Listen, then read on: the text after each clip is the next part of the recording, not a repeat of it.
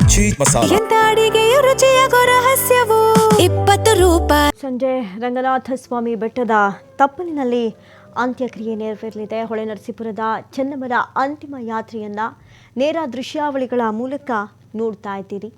ಹರದನಹಳ್ಳಿಯತ್ತ ಅಂತಿಮ ಯಾತ್ರೆ ಸಾಗ್ತಾ ಇರೋದು. ಬಹಳಷ್ಟು ಜನ ಗ್ರಾಮಸ್ಥರು ರಸ್ತೆಗಳ ಇಕ್ಕಲುಗಳಲ್ಲಿ ನಿಂತು, ಮಹಡಿಗಳ ಮೇಲೆ ಹತ್ತಿ, ಮೆಟ್ಟಿಲುಗಳ ಮೇಲೆ ನಿಂತು ಆ ತಾಯಿಯ ದರ್ಶನವನ್ನು ಪಡೆದುಕೊಳ್ತಾ ಇದ್ದಾರೆ. ಎಲ್ಲರ ಬಾಯಲ್ಲೂ ಒಂದೇ ಮಾತು, ಸಾಕ್ಷಾತ್ ಅನ್ನಪೂರ್ಣೇಶ್ವರಿ. ಮನೆಗೆ ಹೋದವರನ್ನು ಯಾರನ್ನು ಹಸುವಿನಿಂದ ವಾಪಸ್ ಕಳಿಸ್ತಾ ಇರಲಿಲ್ವಂತೆ.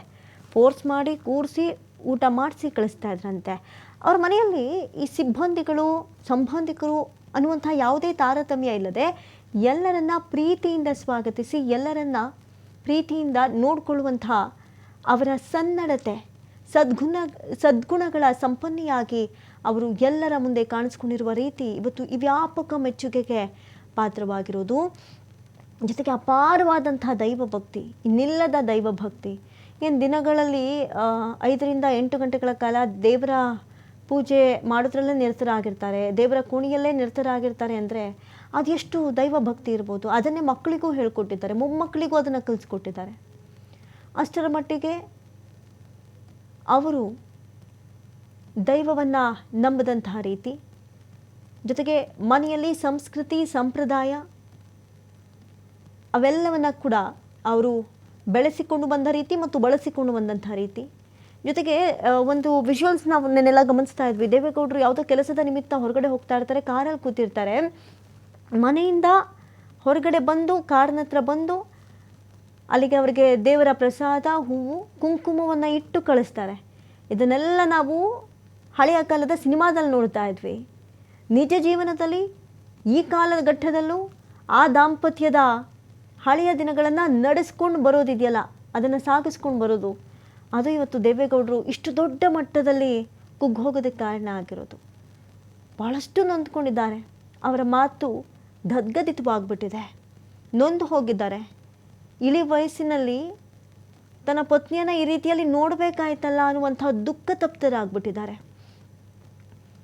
ಏನೇ ಆದರೂ ಧರ್ಮಪತ್ನಿ ಈ ವಯಸ್ಸಲ್ಲೂ ಮನೆಗೆ ಬರೋವರೆಗೂ ಊಟ ಮಾಡದೆ ಕಾಯ್ತಾ ಇದ್ರು ಅಂದರೆ ಎಷ್ಟೆಲ್ಲ ಅನಾರೋಗ್ಯದ ಸಮಸ್ಯೆಗಳಿದ್ರೂ ಕೂಡ ಇನ್ನೆಷ್ಟರ ಮಟ್ಟಿಗೆ ಅವರ ದಾಂಪತ್ಯ ಚೆನ್ನಾಗಿತ್ತು, ಎಷ್ಟರ ಮಟ್ಟಿಗೆ ಒಬ್ಬರನ್ನ ಒಬ್ಬರು ನೆಚ್ಕೊಂಡಿದ್ರು, ಹಚ್ಕೊಂಡಿದ್ರು, ಪ್ರೀತಿಸ್ತಾ ಇದ್ರು ನೋಡಿ. ಈ ಕಾಲದ ದಂಪತಿಗಳಿಗೆ ಈ ದಂಪತಿಗಳು ಯಾವಾಗಲೂ ಮಾದರಿ. ಇನ್ನು ಮಗಳು ಅನಸೂಯ ಅವರು ಈಗ ಅಂತ್ಯಕ್ರಿಯೆಯ ಸ್ಥಳಕ್ಕೆ ಬಂದಿದ್ದಾರೆ. CN ಮಂಜುನಾಥ್ ಅವರು ಕೂಡ ಅಲ್ಲಿಯೇ ನಿಂತು ಎಲ್ಲ ಕೆಲಸಗಳನ್ನು ನಿರ್ವಹಿಸ್ತಾ ಇದ್ರು. ಇನ್ನು ಮಗಳು ಶೈಲಜಾ ಆಗಿರ್ಬೋದು, ಕುಮಾರಸ್ವಾಮಿ ಅವರಾಗಿರ್ಬೋದು, ಅಂತಿಮ ಯಾತ್ರೆ ನಿನ್ನೆ ಬೆಂಗಳೂರಿನಿಂದ ಹಾಸನಕ್ಕೆ ಬರುವವರೆಗೂ ಜೊತೆಯಲ್ಲೇ ಇದ್ದು ಅಲ್ಲಿ ಏನು ಸೈಡಲ್ಲಿ ಜನಗಳೆಲ್ಲ ವೆಯ್ಟ್ ಮಾಡ್ತಾಯಿದ್ರು, ಅವ್ರಿಗೆಲ್ಲ ದರ್ಶನ ಕೊಟ್ಟೇ ಕರ್ಕೊಂಬಂದಿದ್ದಾರೆ. 4 ಗಂಟೆ 5 ಗಂಟೆಗೆ ತೆರಳಬೇಕಾದಂಥದ್ದು 8 ಗಂಟೆಯಿಂದ 10 ಗಂಟೆವರೆಗೂ ಡ್ರ್ಯಾಗ್ ಆದರೂ ಪರವಾಗಿಲ್ಲ, ನೋಡಬೇಕು ಅಂತ ಕಾದು ನಿಂತಿದ್ದಂಥವರಿಗೆ ಯಾರಿಗೂ ನಿರಾಸೆ ಮೂಡಿಸಿಲ್ಲ. ಅದಾದಮೇಲೆ ಇವತ್ತು ಕೂಡ ಬೆಳಗ್ಗೆಯಿಂದ ನಿರಂತರವಾಗಿ ಬರ್ತಾನೇ ಇದ್ದಾರೆ. ನೋಡ್ತಾ ಇದ್ದೀರಿ, ಪ್ರತಿ ಹಳ್ಳಿಗಳಲ್ಲೂ ಶೋಕಾಚರಣೆ ಇದೆ. ಹಾಸನ ಅದರಲ್ಲೂ ಹೊಳೆನರಸೀಪುರದಲ್ಲಿ ಎಲ್ಲ ಅಂಗಡಿ ಮುಂಗಟ್ಟುಗಳನ್ನು ಬಂದ್ ಮಾಡಲಾಗಿದೆ.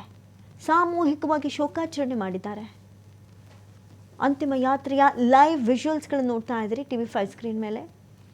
ಒಬ್ಬೊಬ್ಬರಾಗೆ ಕುಟುಂಬ ಸದಸ್ಯರು ಹೂವಿನ ಹಾರಗಳನ್ನು ಇಟ್ಕೊಂಡು,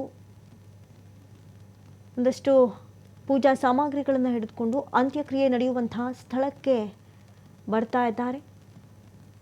2 ಗಂಟೆಯಿಂದ 4:15 ಒಳಗಾಗಿ ಅಂತ್ಯಕ್ರಿಯೆ ನೆರವೇರುತ್ತೆ ಅಂತ ಹೇಳಿ ಬಹಳಷ್ಟು ಜನ ಹೇಳ್ತಾ ಇದ್ದಾರೆ. ಪೊಲೀಸ್ ಇಲಾಖೆಯಿಂದಾಗಲಿ ಸಂಬಂಧಿಕರಿಂದಾಗಲಿ HD ರೇವಣ್ಣ ಅವರ ಮಾತು ಕೂಡ ಅದೇ ಆಗಿತ್ತು. ಆದರೆ ಇನ್ನೂ ಗಣ್ಯರು ಬರೋದಿದೆ, ಸಮಯ ಮತ್ತಷ್ಟು ವಿಳಂಬವಾಗಬಹುದಾ ಗೊತ್ತಿಲ್ಲ. ಒಕ್ಕಲಿಗ ಸಂಪ್ರದಾಯದಂತೆ ಹೂಳುವ ಕಾರ್ಯ ನಡೆಯುತ್ತೆ. ಈಗಾಗಲೇ ಗೋಮೂತ್ರವನ್ನು ಹಾಕಿ ಅಗೆಯುವಂಥ ಕೆಲಸಗಳನ್ನು ಪ್ರಾರಂಭ ಮಾಡಲಾಗಿತ್ತು. ಈಗಾಗಲೇ ಆ ಕೆಲಸಗಳು ಕೂಡ ಆಗಿರುತ್ತೆ. ಇನ್ನಷ್ಟೇ ಪೂಜಾ ಕೈಂಕರ್ಯಗಳು ಅರ್ಚಕರಿಂದ, ಪುರೋಹಿತರಿಂದ ನೆರವೇರಬೇಕಾಗಿದೆ.